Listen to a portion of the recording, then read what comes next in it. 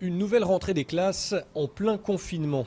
Comme 6 millions d'élèves de primaire et de maternelle, Alexandre et Chloé rentrent de l'école et font leurs devoirs, plutôt de bonne humeur. À l'école, j'ai nettoyé mes mains avec du gel et puis j'ai travaillé avec les maths, le français et d'autres choses que j'ai appris. J'ai porté un masque. Après les 4 heures, j'ai changé le masque. Je suis restée à 1 mètre de distance avec les autres camarades. Leur mère va pouvoir respirer un peu. Elle est soulagée et rassurée par le protocole sanitaire en place. La rentrée scolaire est bien organisée. Les enfants ont bien repris le rythme. J'espère que ce sera le dernier confinement pour cette année scolaire. Par contre, les cours en ligne, c'est bien, mais sur le plan social, c'est pas recommandé. Pour cette rentrée en France, la consigne est stricte, fermeture de la classe dès le premier cas détecté.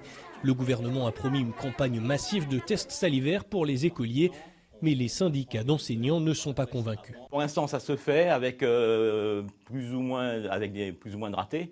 Le ministère a embauché un certain nombre de personnes. Ils ont embauché ce qui s'appelle des médiateurs. Ils en ont embauché 1700. Ils vont en rembaucher d'autres dans les prochains jours. Pour autant, on ne pense pas que ce sera suffisant pour assurer l'encadrement des tests. Et là, c'est une vraie question pour laquelle nous n'avons pas de réponse de la part du ministère, que nous voyons pourtant très régulièrement. En amont de la rentrée, la vaccination a été ouverte aux enseignants. Une partie d'entre eux, insiste le syndicaliste.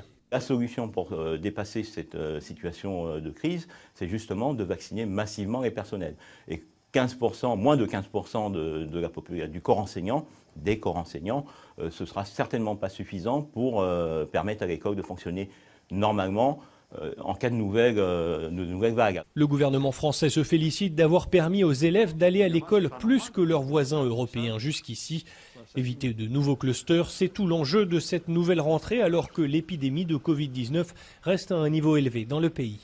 Nouvelle étape, la réouverture des lycées ce lundi 3 mai, et cela alors que les modalités du baccalauréat qui approchent ne sont toujours pas définies. Même chose pour les partiels de fin d'année à l'université, alors que la très grande majorité des cours se tiennent toujours à distance. Cyril Fourneris, CGTN, Paris.